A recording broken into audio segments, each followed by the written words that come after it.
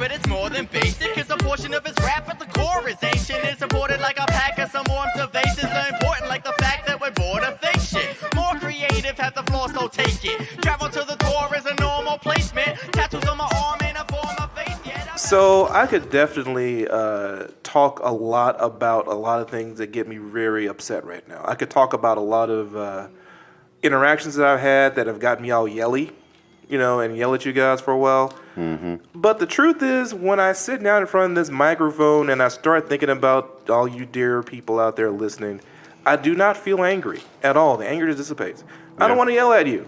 All I want to do is give you guys goodness and love from me to you, because I'm very grateful that there's anybody listening at all, which allows me to keep doing this. True. So, to that end, I'm going to talk about something that makes me happy. I'm going to talk about my IG account at Madara Shadow, which is a food blog. And talk about why I did it, and I'm going to talk a little bit about what's on it. In case you guys are interested, which you might be. I think everybody eats, right? Sure. And that's the kind of content, feel-good content that you can get if you listen to Tattoo with Children, which is what you're listening to, Tattoo with Children. And I'm your host, Flavaray, and across from me in seat B is the Dread Pirate Benjamin. And across from us both is the business maven about town, CIO No Pain. Well, I like that one. Guys, we are, as of right now, okay, this is Friday, All Saints Day. Okay, so for those of you who do not know what All Saints Day is the actual holiday that comes after Halloween, which is not a holiday at all Hallows Eve. That's just the day before the actual holiday. Okay. So I know everyone's celebrated Halloween and you don't really give a fuck about the actual holiday. It's a religious thing anyway. It's mostly for Catholics. So you can be forgiven. And Lutherans, yes. But like I said, fucking Catholics. Who? Sorry, guys. Sorry, Lutherans. Catholic Light. Catholic Light. Sorry about that. My apologies. So, having said that, All Saints Day, what it does, that's two things that's significant. One is this is the day that we celebrate all the saints. And two, tomorrow is Dia de los Muertos. All right, if you don't know what that is, that's sort of a Hispanic Mexican thing. Is it a food? No, it's Day of the Dead. But there is food involved. Okay. Right? Like they're going to feed you at the festival, but you're going to have to have some sort of skeleton shit in your face while you eat. You're going to have your churro alongside the God of the Dead. It's cold outside, so I won't be going outside. Yeah, that was kind of my point. Guys, it's fucking freezing here in East Texas. And I mean that literally, actual 28 ice. degrees this morning. So I'm not actually looking forward to the festival tomorrow as much as I was. It's going to be in Nacogdoches, Texas. So you may see me there, but I will be shivering and trying to convince my family to go home early, which they're not going to do. So, having said all that, what I would like is for my compatriots here to chime in on A, how they spent their All Hallows Eve, since that is what everyone celebrates here, and B, what are your thoughts on All Saints Day being sort of overlooked here? And this is just sort of a preliminary to get my juices going. Okay. Before I dig into the food stuff. So here we go. Mike. I went trick-or-treating with my kids. And then, beforehand, I had to go to the store and buy candy because no one apparently does that, way ahead. So I bought 5 giant bags of candy. Right. And went trick-or-treating with my kids. And we got home and, started being ones to hand out candy. And we got 1 trick-or-treater. Now, I found that very interesting because I did the exact same thing that you did. I didn't buy nearly enough candy. I went out to my sister's house, and she lives in a neighborhood, like a big neighborhood. And so we went out there, and literally it took me 30 minutes to get from the top of her road to her house because of how clogged it was. Wow. With clowns. We got It and the Joker movie came out. So we were clogged up with clowns. We got a bunch of dinosaurs. We had a bunch of princesses, witches, we had very few politically charged costumes, Okay. which in this area is actually kind of rare. Yeah. Yeah, like normally you get a lot of whoever the president is costumes. I didn't see one. Okay. I didn't see one presidential costume last night, which was a thing in and of itself. But the sheriff came out to direct traffic, and we ran out of candy 4 times. We kept having to try and run and get some more. Wow. Okay. So I had a completely different Halloween experience. My Halloween experience was very exhausting. that was extremely exhausting. And I saw later where they were people were posting pictures of like big cities, how they spent their Halloween. Mm-hmm. It looked just like mine. Okay. I'm in Lufkin, Texas, and I'm doing Halloween like they do in New York City. It's kind of retarded. Right. I think in Nacogdoches, it was a little bit better, as we say it up in Texas, inside the loop. Right. And yeah. I'm just outside the loop, so I don't get nearly as many people out there in our small little neighborhood. I think what's happened a lot, because it occurred to me too, that we used to do Halloween trick-or-treating near my parents' neighborhood, and now no one does it there because the houses are so far apart. Like, there's a lot of space. Right. And not a lot of sidewalk. And so I think what's happened is people have decided that they're only going to do trick-or-treating in certain neighborhoods in any given metropolitan area. So right. it's not about, like it used to be, like, find any house, lights on or off, knock on the door, ask for something. If they don't give it to you, then you do something to their house. Like As it should be. And yes, that was what we did. Look, I'm not saying I'm proud of it. I'm not saying it was the right thing to do. But did I egg a house? Sure. Did I, TP a house or two? Yes, I did. Did I, little harmless pranks that you got to clean up the next day. Let me ask this question. Sure. I'm as our listeners know, I'm a New Jersey native, right? Right. And so we had this thing that I've heard is apparently a New Jersey thing, but I don't believe that it's a New Jersey thing. Okay. On the 30th. Okay. That's October 30th? Mischief Night. Or Devil's Night. Devil's Night. Either one. Okay. And that's what you had to be kind of afraid if you were a homeowner, because if you had kids in the neighborhood that didn't like you, they snuck around the neighborhood, TP'd your trees, egged your house, so on and so forth, on the 30th for Mischief Night. Okay. You guys ever heard of anything like this before? Nope. So let me get this straight. You would go to a person's house on the 30th, wreck their yard pretty much, and then the next night ask for them for something in a costume? Yes, because that's how we roll in New Jersey. That is, like, A, I haven't heard of that. And B, that may be the most mobster shit I've ever heard in my entire life. That is literally Tony Soprano dumping the trash on your business and then be like, hey, we'll come pick that up for you for $200. Yeah, I think that's pretty much exactly the thought process behind it. That is some gangster shit. I gotta say, like, I know I haven't heard of it. No, I don't engage in it. I don't condone it, but I do respect it because that is some gangster shit. So as far as Mischief Night goes, A, I've never heard of it, and B, I want to completely go off topic and shout out my man Wade Sapp. Wade Sapp, okay. That would be Wade, W-A-D-E, Sapp, S-A-P-P. Okay. Wade Sapp is a singer-songwriter out of Nashville, Tennessee. All right. He has been tattooed here at Black Spot Tattoo Company in Lufkin, Texas. That makes him an important individual in the world. Very much so. And he is announcing today, has announced, and you'll see it all over my Instagram, that he's going on tour with Coulter Wall, which is a pretty big name. Okay. Wade has got kind of an EP of sorts coming out pretty quick here, and then an album coming out next year. All right. And so, anyway, just go check out Wade Sapp and or Coulter Wall.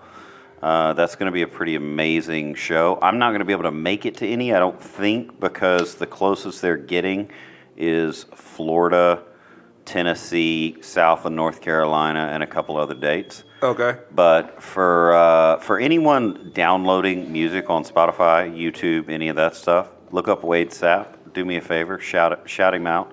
Say that I told you so. And that's the only thing I could think of that even remotely relates to Mischief Night, because while you fuckers were out trying to get arrested, me and my family were praying for you. Praying for our souls. And I honestly appreciate that greatly, because several times I'm pretty sure I probably shouldn't have came home that night.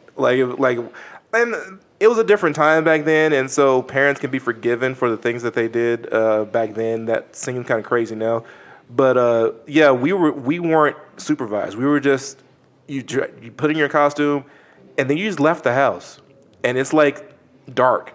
You just walk off in the middle of the night in a costume. Probably it's a black costume that you can't really see at night, and we would just go all through the neighborhoods doing all kinds of crazy shit. It chills the bone if you think about it today, but back then it was just what we did. It does chill. Like, I remember one of my years, I walked with a bunch of kids literally 2 miles down a major road in New Jersey. And I think about it now, and I'm like, what the fuck was I thinking? Like, literally, it was like, you should have died that night. And you're like, no, I shouldn't. Wait, no, you're right. I should have died that night. The worst thing I did was roll my ankle, when the worst thing I did should have been dead in a fucking ditch somewhere. Right. And talk about checking candy and shit like that before you give it. No, fuck that. They do none of that shit. It's candy's coming out of the bag as soon as it gets in there. The goal was to get as much shit you could as fast as you could, and then eat half of it. Right. And then go to the same house again and try and fill up again. Like, so it was like, yeah, we could have been all sorts of things. Yeah, my parents believed that Halloween was the devil. Okay. It was the devil's holiday.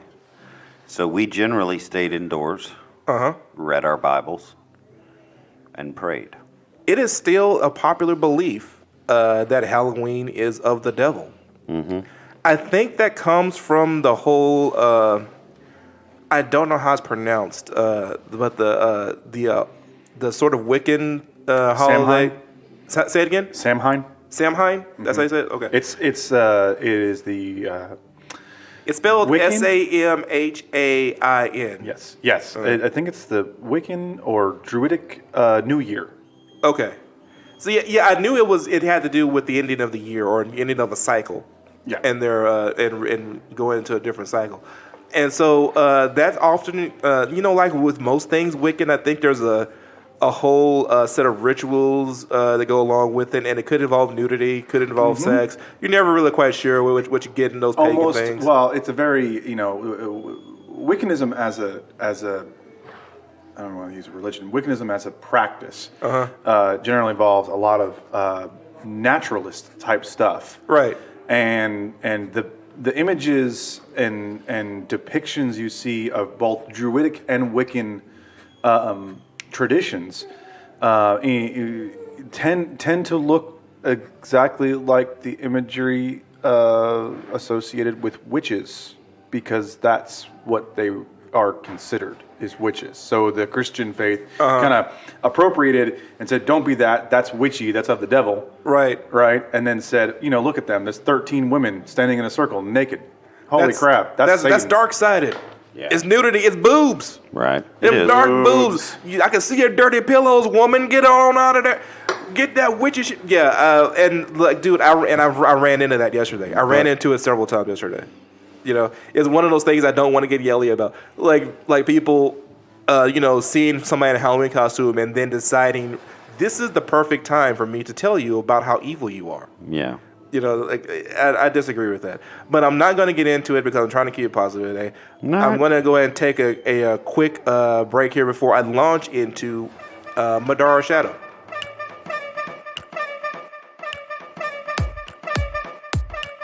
My name ain't Micah, but I rock. You know why? Because I don't give a fuck. That's why it doesn't matter. All right, guys, we're back with Tattoo with Children.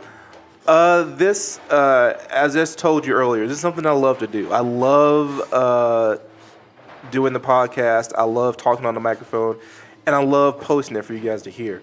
But this is actually my second attempt trying to share something that I love with the wider world. My first attempt is my Instagram page at Madara Shadow. And if you look at the Instagram page at Madara Shadow, you will notice that it has very little to do with anything I've talked about so far. Okay. Like there's a few pictures of my kids on there There's a few posts about, things that have interested me on the sideline, but mostly it's food pics. Okay. And the reason why it's mostly food pics is because I fucking love food. I love to eat it. I love to prepare it, and I take it very seriously on both of those ends. Okay, and so when I lived in Virginia for a while, and while in Virginia, I was diagnosed with some very serious food allergies. And when I say serious, I don't mean serious in the sense of anaphylactic shock. Like if I eat it, I'm going to die immediately because my throat closes. It was more in the sense of I've been eating wrong for so long that my insides were starting to rebel against me and trying to end me. Okay, that sounds pretty serious. Yeah, I've talked a little bit about it before, but I had to make a change. And so in making the change, I found that I couldn't make it directly because it was too difficult. Like I am a creature of habit and patterns like everybody else, and I'm very imperfect. And so I couldn't make a perfect change, just cut this out and move on. I had to adjust myself slowly. And so I had to learn about food. I had to learn about nutrition. I had to learn about how to make things, how to adjust them so that they didn't hurt me quite as bad. Because I had so many different food allergies. Like literally, all of my allergies, I'm allergic to most meats except for chicken. I'm allergic to chocolate and coffee and oranges and wheat and yeast. The list goes on. Holy shit. Yeah, it was ridiculous, right? Right. So I get this big laundry list of shit, and then I'm like, okay, what can I eat? And the guy said, well, you can eat chicken broth, and what can I drink? Grain alcohol. It was like, this is a bad list. He's like, yeah, it's kind of fucked up. Right. And so I started learning how to prepare food fresh so that I would hurt myself less. And the more I learned about how to prepare food, the more I realized how much of my pattern was based on lies. Okay? And when I say lies, I mean lies from the restaurant industry, lies from the diet industry, lies from my actual doctor. Things that just weren't true. Okay. One of the main lies I had to come across was the food in the restaurant is different than the food that you prepare at home. Like the restaurant does it better than you. That's actually not true. Okay. They just do it more often, and they have a few tricks that you can figure out very quickly once you start preparing food every day. Okay. Like if you actually cook for your family every day, you know all the things that they do. Mm-hmm. You just think that they do something different because they said they do, but they don't. It's the same thing. Okay. Like I had this one. I'll tell you an example. There's this restaurant in the town I was in called Danville, Virginia. And you've heard of hibachi bars or Japanese steakhouses? Well, they have this sauce, this white sauce. They call it yum yum sauce. And it's only on the East Coast. It's mostly in North Carolina, which is near where I was. Right. And so this restaurant had a very tasty yum yum sauce. And so people will come to him and say, hey, man, what do you put into it? And they didn't want to tell you because if you knew it, you could do it at home. And so he says, well, here's what's going to happen. I will tell you tell me ingredients, and I'll tell you when you're correct. Okay? And so I will start going through ingredients. You'd be like, no. Like mayonnaise, no. Soy sauce, well, yeah. All right, eggs, no. Like over and over again. I've gone through 20 ingredients, and none of these are in it. Like, no. And so I took the sauce to a chef at a different restaurant, and he's like, what I want you to do is take ketchup, cornstarch, mayonnaise. I want you to mix it all up, put it in your refrigerator for 24 hours, take it out, taste it, and compare it. Okay. He didn't tell me any of the proportions. Okay. And so I did it, and I tasted it. It was almost exact. Mm-hmm. And so I took that sauce to the yum yum sauce guy. I was like, how close am I? And he took one taste and went, not even close. And immediately I said, you're a fucking liar. Yeah. you're a lying piece of shit. I respect what you do, right? But you know that you're lying to me right now, right? Mm-hmm. And so it was shit like that when I say that it was based on lies. You see what I'm saying, guys? And so I just delved deeply into how to prepare food, and the deeper I went, the more I gained the respect for the preparing of the ingredients. And as I gained respect for the ingredients, I began to gain respect for actually serving the ingredients to others. So if I take something that is an ingredient, I make it into a dish, if that person that I serve it to doesn't eat it, it's still ingredients in my mind. All right, that's what I came to. So if I serve it to somebody and it's not eaten, it's not food yet. It's not food until you've eaten it and it's nourishing your body. Make sense? Yeah. Yep. I think You so. know, and so to that end, I began to obsess about preparing food for people. So I would throw dinner parties, I would have poker parties, you know, anything to get a bunch of people in front of me that I could serve the food to. Okay. Because I knew I couldn't.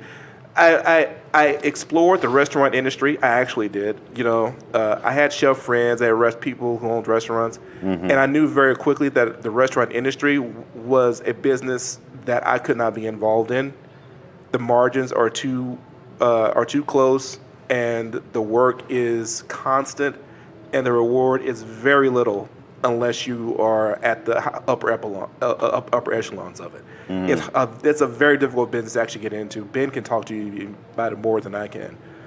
About Restaurants and things. Yeah, the restaurant business. Oh, I mean, I could talk about it, but the only real experience I have is just being a waiter and then, standpipe. Right. And we didn't do a whole lot of food there. We did more coffee than anything, but... But how many times do we have to stop doing food? Oh, yeah, every time we started doing food, we had to stop doing food. Right. Yeah, and I think one of the, there's always that story I remember from most of what I've forgotten, but a lawyer friend of mine spent some time auditing a chain of restaurants here in Texas, and literally found after auditing a decade of every single individual chain restaurant that was a part of this particular organization, that it was almost impossible for them to make a profit. Yes. In other words, two things go wrong every week. And when I say two things go wrong, I mean steak isn't cooked deep enough, or servers bump into each other coming out of the kitchen, and the profit for that month is gone. And people would always tell me, no, there has to be more profit than that. But the thing is, there just isn't. There's not. This is auditing a decade. That's more than enough data, as far as this particular restaurant was concerned. And no, I'm not going to tell you what this particular restaurant was. But yeah, it's sorry, I'm getting too close to the mic. It's a tough business, and it's not particularly a business that I have any interest in being in. Right. Although I probably love food as much as you do. I mean, I believe you do. I don't love. So much like I think this is accurate for both of us on a lot of things, though. I don't enjoy the details of it. Uh-huh. So, for instance, if you give me real grits, Right. and you give me those instant grits, it doesn't really matter to me what you did with them. Right. It doesn't really matter to me their origin. Right. What matters to me is the experience I have eating them. Uh-huh. If you did your job right, then I'm going to have an amazing experience eating them. It's going to be fucking fantastic. Right. And I'm going to go away happy. Right. People say, well, that was instant grits. You shouldn't enjoy that. Bitch, I will enjoy anything I want to enjoy. You know what I'm saying? Yeah. Like, it doesn't make one damn bit of difference to me that it's instant. People always say, like, well, you can't make good food out of, like, instant food. Look, man, we grew up poor. You can make you can make good food out of anything. You absolutely can. Let me tell you about New Jersey poor food. Go ahead. Right? Wheat bread, Yeah. spaghetti sauce, Uh-huh. and whatever cheese you happen to have in your fridge. There you go. Stick it in the oven for 10 minutes, you got yourself pizza. That's a genuine New Jersey pizza right there. Just, Still better than Little any Caesars. regular old pasta gravy. Top right. that shit with some American sliced cheese. No, if you were real Italian in New Jersey, it wasn't in a can pasta sauce. It was Sunday gravy that was just cooked this past Sunday, and the pot's still on the stove. Right, right. your grandmother is insulted if you had a can of ragu in You your go house. try to sneak that around inside of an Italian house, you're gonna get beat with a bunch of wooden spoons. So yeah, so what happened to me was I kept at the idea that serving food to people, serving prepared ingredients to people was the path to food. And so I started looking for other people that thought that same way, and it was mostly chefs, Okay. And so I started talking to a lot of chefs. And I came across this idea of the Michelin star system. You guys ever heard of that? Michelin Tires puts out this guide of the best restaurants in the world. Yeah, which and they is- rate them on stars. Yeah, but that's pretty fucking smart. Well, I'm always I don't blown know. away by that. I'm always blown away by this story. So, literally, the number one chef review in the world Yeah. started off of a rubber tire company. Yes. This is exactly what happened. Because people who make rubber tires know what good food is. Well, they know about travel, Okay. and it's all about okay, you go to this. My tires take you here, Yeah. and when you get here, eat at this restaurant. See, that's branding. That's It fucking is. genius. It's just simple marketing, and it's so successful. It's crazy successful.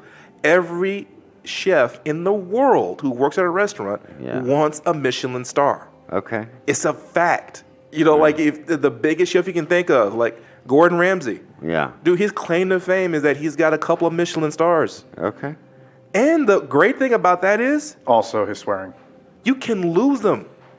Yeah. They will take their fucking star back. Yeah. That's how good their No, marketing motherfucker, is. you get no more Yeah. stars. All right. Said, I gave you a star 5 years ago. I checked your food today, and it's shitty. I'm taking my star back. They Change leave my with the damn star. mind. I changed my goddamn mind. Okay. And so I came across this like, oh man, I got to go to some Michelin starred restaurants. Okay. Well, I was like, you know what? Where's the best restaurant in the world? And to me, the best restaurant in the world was this place called Brannan's in Houston. Okay. And so I'm like, surely they have a Michelin star. They don't. It's like, okay, well, who does have a Michelin star in Texas? Yeah. Here's the answer. No one. Really? Really. Really? There were no Michelin stars in all of Texas. And I found that to be completely unbelievable. Yeah. Like, you'd think, like, maybe like El Arroyo in Austin or something like that. Like, how many great barbecue joints are in Yeah. Texas? Like, I don't mean like great. I mean like top shelf. Two types of food you would expect to have Michelin stars in Texas, right? Okay. Tex-Mex, Yeah. barbecue. Yeah. You would expect some of these, like, because they've been doing great things. Or at least that was my impression. And so when I moved back to Texas, one of the things I wanted to do was explore the scene and see if it was actually as bad as it would appear. Like there was no Michelin star restaurants worth it in Texas. And that's not the case at all. Like it turns out Houston in particular is one of the greatest food capitals of the world. You got to compare it to Paris and Los Angeles. Mm-hmm. It's a huge food mecca. And Austin is the crown jewel of the food truck world. Mm-hmm. Right. So it's like, obviously, what we're having here is a problem of exposure. So we just don't know what's in our own backyards. And so I started this food blog on IG with the idea of exposure of these really homegrown, world-class food establishments. Things like they're hole in the walls sometimes, or they're things that the locals know about, but they don't. Social media back then wasn't just as big as it is now. And so it's like no one's really heard about this fried chicken joint over here, but it's really good. And I would just go to the restaurant, and then I would take a picture of it and post it, and then say, "Hey, this came from this restaurant." And that was my whole idea. Well, gradually, I began to put stuff that I made onto the IG because I was still cooking. I was still passionate about food, and I'm passionate about doing food correctly. And so I would do something, and then post it, and then see what it would get. And I found that the stuff I did fresh got a bigger response. You know, and so I just started posting a lot of fresh food, and the more I did it, the more it felt like I was doing something creative. Okay. You know, and it was like scratching an itch that I needed scratched. And that's what a lot of what you see on Madara Shadow now is like. If you go back to the beginning of it, you'll see stuff about my tattoos. You'll see stuff about the early days of Black Spot at the beginning. But as you go forward, it becomes slowly but surely all about food. Like, it's just a wall of food. Stuff that people have suggested to me, stuff that people have found for me. But for the most part, it's stuff that I either ate myself at the restaurant. I went to this restaurant and sat down and took a picture at the table. Or it's something that I prepared myself, and I'm now trying to make you hungry. I call it, I guess everyone calls it this, but I did not know everyone called it this when I started. I called it food porn. Because the two things I loved at the time were food and pornography. Yes. I was combining those two things. Right. Okay, we'll get into that in another one because I don't really like mixing food and nudity. No, there was no nudity whatsoever. You have no sense of adventure. But no, I just don't want to be George Costanza. But anyway, we'll exactly. We'll go into that another day. I have I don't know what I have, but yeah, that's not gonna happen. All right, we're gonna go off George Costanza. We're gonna take a quick break. Everybody dancing, dog. Y'all on that X. I'm a sentinel, standing tall. No time to stand still. Please don't be dog. They're throwing jazz at me to challenge my rap savvy. I sway like Callaway. I'm ahead. You'll never catch me. All right, so we're back with Tattoo with Children. Ben is actually eating right now, which is definitely apropos for the subject we're talking about. We're talking about food. And right before the break, Ben mentioned that he doesn't like combining food with nudity, which honestly is a very minority position in the world in general. Mm-hmm. Like most people love combining food with nudity. I'm more on his side of it, whereas I don't like that because I take food and nudity so seriously. I want to concentrate on one at a time. But to that end, a chef friend of mine did point this out. He was like, okay, never cook naked. They'll say, you're doing a lot of cooking, don't ever do it naked, okay? Completely naked is a bad job for cooking because shit splatters. You don't realize this at the time, but when you start cooking a lot, your fingers, the ability to sense heat and cold starts to deaden. Can confirm. And so you think that something isn't that hot, and you're mixing it, and you're handling the pots and pans, you're opening the oven, and you think that's not that hot. But then you get that same temperature substance on your inner arm, and you realize that it's actually a little bit south of molten lava. Mm-hmm. Like if you stuck on it for another 3 seconds, you would have a 3rd-degree burn. God forbid that thing hits your nipple. Don't let it hit your nipple. Don't let it hit your junk, for crying out loud. Don't let some hot oil splash your pubic hair. Don't be naked when you cook. Okay, I got that right away. Okay, but I don't mind like it's okay for there to be someone naked in the room. Sure, if they're away from the heating elements. Right. I'm just not gonna have a meal while I'm having a meal. Right. No, I feel you there. I only eat one thing at a time. Exactly. That's what I mean. That's all I'm saying. Yeah, I'm feeling you there. Okay, all right. I'm not into the whole your wife's, or your girlfriend or your whoever is cooking breakfast. You come up behind them, it's like, no, don't do that shit. No, that's a distraction. Food comes first if that's what you're doing, or you come first if you're not doing food yet. Yeah. But you don't combine the two directly. Well, now you just made the episode completely explicit. Well, what choice do I have? So the other thing he told me though on the addendum that says, okay, you don't cook naked, but you also don't cook wearing underwear. Okay, so never wear underwear when you cook. You got your shirt, your pants, no underwear. This may be the cause of my problems. And I said, why? He says, well, if you cook with your underwear on, if you're doing it correctly, you're right on. Your nuts are right at the stove height. And so anything that is making you sweat is ending up right against your balls. Okay. So unless you're going to just have cornstarch and talcum powder dripping down your leg into the cake batter, it's going to get very, very unpleasant very quickly, and you cannot scratch your balls while you cook. That's true. So the more time you wear underwear, the more likely you are to try and adjust your shit while you're cooking, or trying to, scratch your pubic mons. Okay. Because it's itchy now because it's holding all of that next to your skin. So it's just a bad idea. That's all about food safety. So if you're talking to a chef or if you see a chef cooking, know that when they're in their kitchen preparing your food, they're not wearing underwear. They're underwear. I don't know if I believe they're going that. commando. This sounds like one of those like Snopes things. Like we need to check out. I asked multiple chefs this question because I didn't believe it either. Right. Said, "Do you guys cook?" He said, "No, no one in his kitchen's wearing underwear." It was a black guy that worked at this restaurant called the Purple Onion in Danville, Virginia. There was this guy that owns a Chinese food restaurant down in Danville, Virginia. There's 3 Chinese food restaurants in this town that I know people that own the restaurants, and they all dude, nobody's wearing underwear in that kitchen. Maybe the dishwashing guy. All right. Or the guy the bus tables. Okay. The waiters, wait staff. But the chefs, no, absolutely not. It's a health hazard. A general health hazard.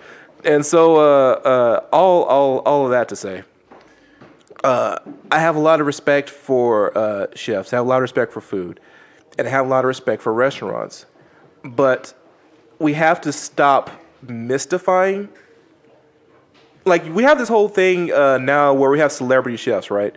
Where these people know food better than this and better than that, and we have to I respect everything that they do. They're very creative. They're artists in every sense of the word. They're entertainers in every sense of the word. But it's not as if they made something that you can't. They just made something every day. They can make it for 100 people a night, and you can't. So that's a skill that is definitely worthy of being praised. But if you want to eat their food and you can't afford to go to the restaurant, it's okay. You can actually do that at home. And it will be very similar, if not exact, to what they do. You just have to take your time and do it right. Right. And so that's part of the whole food blogging encouragement thing. It's all right, guys, I'm not great at plating. I would have to be plating 100 plates a night in order to get great at plating. But at the same time, the taste of this, it's spot on. Right. It's right up there with the greats. How do I know? Because I've been to our restaurants. It's kind of like that thing we were talking about earlier where, you got to gauge level of importance, right? Yeah. If I'm feeding my kids who aren't really appreciating, everything that I'm doing anyway, right, I'm not going to worry about plating it. Yeah. Plating it becomes definitely secondary. Right. But you do want them to recognize quality when they taste it. Right. Because if you do it right and then they go to a restaurant and say, oh, this tastes just like what my dad did, and I like that, then they're able to appreciate that restaurant. I really think that cooking fresh helps everybody. It's okay, if you're making it you make it at home, you won't go to a restaurant. That's not true. I go to more restaurants today than I ever did. I'm always saving up money or trying to find a way to put $100 together to go to a really good restaurant outside of town or inside of town, just to have the experience of someone else's take on ingredients. That is I think it's important that we always go to restaurants to appreciate the art form. The same way that I think it's important that we go to concerts. Say, well, this concert's too expensive. It's never too expensive if you appreciate it.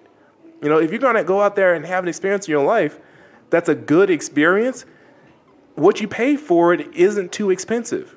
It's what the cost is, and it's worth it. And same thing with tattoos or anything else. Mm-hmm. So not to get you off of the ramp, but what's your favorite food?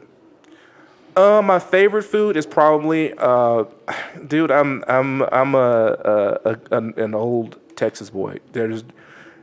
I'm always going to be an old Texas boy, and my favorite food's always going to be barbecue brisket. Like I can't get away from it and it's something, by the way, that I have never cooked myself. I don't own a smoker. Okay, so you've never done it at all, not even tried. I've been around. Like my dad is a pit master. Okay. Okay. My brother is like right under him at this point. So they have always provided the food and the expertise for it. So But why haven't you? But why haven't you done it? Well, because when I went to Virginia, when I came back, I was interested in it, but there was never it's such a deep study. Barbecue is very complicated, actually. Especially on the brisket side. Yes. Right? Like it's a commitment. Brisket is a very tough cut of meat, and it takes hours and hours and hours to get right. And anything can go wrong in any one of those 12 hours that you're actually smoking it. And if something goes wrong, it's fucked. Right. You know, like I've had my dad has told me stories about when he had everything right, but he didn't understand a certain aspect of this new piece of equipment and just fucked the whole thing. Right. Like it just turned to crap. So my experience with it is I'm the type of guy who I just do shit, right? Because I don't have anything better to do. Right. And so I got a grill with a smoker on it, and just the amount of experimentation you have to do with a smoker to begin with, is insane. Yeah. Right? Do you soak the chips and put them directly on top of the coals? Do you put them next to the coals? It all changes and makes a difference, right? Right. But what I boiled down to is, like, I started just doing, okay, I'm gonna cook a brisket, and I'm gonna do it not trying to replicate anybody else's way. I'm just gonna do my own thing and see what the results are. Yeah. Right? Because I only buy brisket when it's on sale. Right. Right. Now you can't do this in New Jersey where brisket this big ends up being like $12 a pound. Right. Right.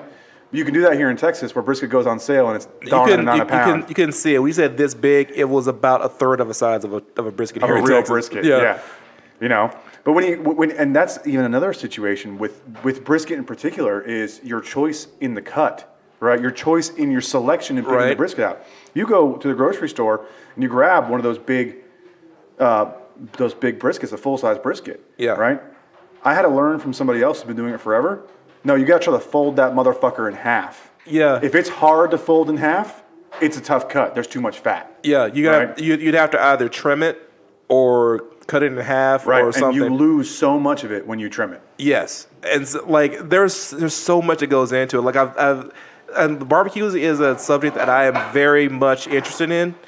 But it's one of those things where the cost of entry into barbecue in money and time is very prohibitive. And to this point, there were so many other aspects of food that I really wanted to explore that I didn't feel like I could give it that much dedication. Because I would have to do it day in and day out to really get good at it. I don't know. Where there are some people who have already done that. Like I'm still going to do it. I'm still going to learn how to barbecue well. I just haven't done it yet. You know, but that is my favorite food is barbecue brisket. Second to that would be fried chicken. And if you go onto Madara Shadow, you would notice that I have several varieties of fried chicken that I've made myself, all of it gluten-free. Now, so that's the other thing about Madara Shadow. Everything that I post that I make myself, 99% of the time is going to be gluten-free. And that's for my personal diet and my family's personal diet, and also for everybody that keeps telling me you can't do this gluten-free. Like anytime somebody says this cannot be done gluten-free, I'm like, fuck you, it can be. Okay, all right. Hang on. We'll get back to that. So you said barbecue was your first one? Yeah, that's my first favorite food. Yeah, barbecue brisket. Brisket in particular. And then your second was fried chicken. Southern fried chicken. Yeah. All right, Mike, what do you got? Pizza. Okay. Because I never grew past 8 when it comes to my food taste. Okay. And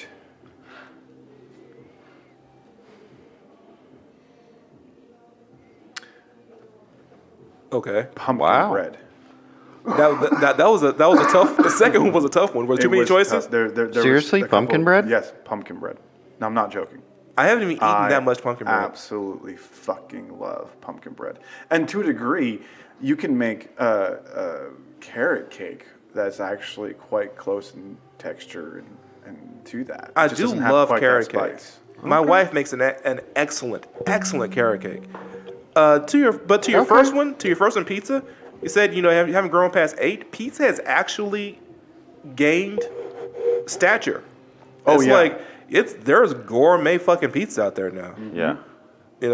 And it's one of my favorite things to eat gluten free. And it's extremely difficult to properly make pizza at home. I would say it has nearly the type of research and understanding as barbecue in Texas, right? Knowing how the quality of your water affects your dough for your crust, right? Knowing the difference between a can of pizza sauce and something where you actually use crushed tomatoes and make it yourself, big difference. Like there's a restaurant in back in Virginia. This guy owned a restaurant called Pino's Pizza. It was to this point by the time I got into Virginia, I've been eating pizza for so long in so many different places, California, Florida. I'd eaten pizza in so many different ways that I felt very strongly about the taste of pizza. And so I went to this restaurant called Pino's. It's in Danville, Virginia, and it was the best pizza I'd ever had to that point. And I had deep dish pizza in Chicago. I had the floppy New York style pizza, at that bodega that you're thinking of in New York. I've been there. And this was by far the best one. And I was just stunned that he was in this little town of Danville, Virginia. And so I asked him, "What the fuck are you doing here? This is crazy." He's like, "Well, I'm actually from New York." Right. And he was like, and then he's like, I'm gonna go back to New York for like a month and a half, close the restaurant down to get this crust right because it's still not perfect. Exactly. And so he went back to New York. He studied for 6 weeks. He came back and made his pizza again, and it was better than he was. He was absolutely right. He hadn't perfected it yet. So yes, pizza is a deep subject. It's definitely worthy of your 8-year-old self and your 80-year-old self. Right. And the big thing is, right? People get into arguments over Chicago style, New York style, California pizza kitchen. Yeah, that's the other one. I don't care. They all have their merits. Yeah. Right. And by the way, you notice I'm not mentioning pizza in Italy or anything like. They don't. Like, dude, no. Italian food is American food. Let's get that straight. That's right now. Yeah. So I think it is such a deep subject, and I generally love all Italian food, but that is the crown king of Italian food in America is pizza. Okay. Definitely. And Ben, what's your favorite food? It's weird that you say that. Like, I've been trying to think about it since we started this topic, and what is Ben is a meat potatoes guy. What does it say about me though that like it changes day to day? I don't know if it says anything about you directly. Yeah. But it may say something about the way that you were raised. Like, it was on because you're connecting food to an emotion, what I'm hearing. When I hear that. So, like, for instance, today, the only thing that comes to mind is, like, runny eggs. Okay. And grits. Okay. Like, no, you mentioned grits twice. Yeah, straight up. Like, runny eggs and grits is, like, that would be today. So I would say one of your favorite foods is definitely grits. Probably. And I don't have it very often. Yeah. And then steak and potatoes. Yeah, I know you're a meat potato guy. Yeah, I mean, like I told you the other day, like I went and told everybody I had errands to do, and I went and ate steak and potatoes. Yeah, by myself. He ordered just a big fucking ribeye. Yeah, fucking. And he ordered it medium. Like he did everything that you're supposed to do when you order a steak. Yeah, hot, warm red center, bloody. And the guy's like, well, hardly anybody ever orders it that way. So yeah people are idiots. Yeah, no, they are. When you order a steak correctly and the cook knows how to make it correctly, Yeah. okay, you should cut into it, right? Into the middle. It should bleed on you. Uh-huh. You should take a bite, and if he did his job, you should not do another thing. You should just take a bite and enjoy it. Yeah, I agree with that totally. Salt. People they look for the salt and the pepper. Uh-huh. The whole reason to get a steak medium is to take that bite and you can still taste the flavor of the meat, the salt in the meat. Exactly. Mm-hmm. You're trying to taste the cow. Yeah. I know that sounds flippant when you say, okay, I prepared the food, I want to taste the food. Salt is its own flavor. If you taste nothing but salt, Right. like here, the old axiom is the only time you should know how much salt in something is if it needs more. Yeah. If you actually taste salt, you put too much. You know? Well, and I think it goes back to, a lot of people, they'll say, I don't like 50 Shades of Grey. I'm going to go on a rabbit trail here. I don't like 50 Shades of Grey. Well, did you read it or watch it? Well, no, but I heard. And those same people will say, well, I don't like I don't like calamari. Oh yeah. Okay, Exactly. well, the thing is, I'm not a big fan of trying calamari in Tyler, Texas. We've talked about this. We have. But again, if you're at a coastal city or a big city with access, If you're in Houston, yeah, calamari's amazing. How's the calamari? I didn't dislike it. I wouldn't eat it all the time, but it's the same thing with people say, and I get it. For some people, it's a blood issue. For some people, Sure. it's a texture issue. Sure. And we can get more into food. I mean, this is probably going to be a 3-parter too. But food's a deep subject. But the thing about it is you have to try different things. Mm-hmm. And I think one reason that people, they get their steak super well done and then they salt it is they're looking for a particular taste. And what they don't recognize is the only other time they had that taste was medium rare with no salt. Yes. Like they're trying to get back to that and they think if they overcook it, right? Yeah, because the people think that cook more equals more flavor for some reason. No, like it's a weird thing. That is weird. That I've learned about people. They think that the longer it cooks, the more it's food. Well, and again, but that it's just, I don't know if it's that people think too much about it or they don't think enough, because generally they're talking about something that they haven't experienced. Like, what is so wrong with saying, you know what, tonight I'm not starving to death. Okay, tonight I ate 3 hours ago. Right. Let's go to a restaurant I haven't been to before. Yes. And let's ask what the waitress's favorite thing is. And by the way, let's try that. Yes. I'm going to get into some restaurant etiquette on the next podcast. The last thing I want to say about this was, guys, you can tell a good place by how little you have to do to your... So if you go to a restaurant and you have to add barbecue sauce to the barbecue, that restaurant is not as good as another restaurant. If you go there and you have to add salt to your vegetables, that restaurant is not as good as another restaurant. A good restaurant should be serving you food the way they want you to eat it. And if you taste it and it's not to your liking and you have to do things to adjust it to you, then that chef, that restaurant probably isn't for you, and you probably should go to a different restaurant next time. All right, just as a quick tip from Flavaray here. All right, guys, that's been Tattoo with Children, the first food edition. I have been your host, Flavaray. You can find Tattoo with Children at Tattoo with Children on Facebook. You can find us at Tattoo with Children on IG.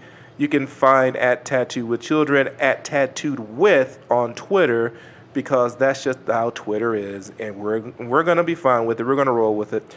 And you can find me on IG, as stated earlier, at Madara Shadow. You can find me on Twitter at Hunter Vanguard. That's all one word, at Hunter Vanguard. You can find Pirate Men at Black Crow Brother on IG and at Black Spot Tattoo Company.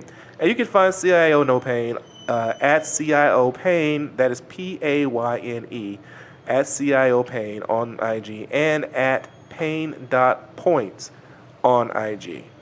Guys, this has been a good episode. I'm looking forward to delving further into food because it's a subject I'm really passionate about.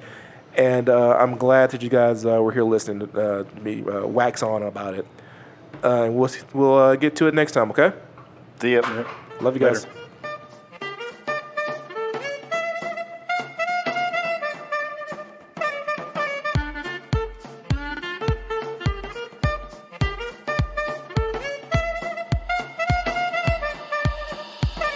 We were born to bring it back, but it's more than basic. It's a portion of his rap, but the core is ancient. It's supported like a pack of some more observations are important, like the fact that we're bored of fake shit. More creative, have the floor, so take it.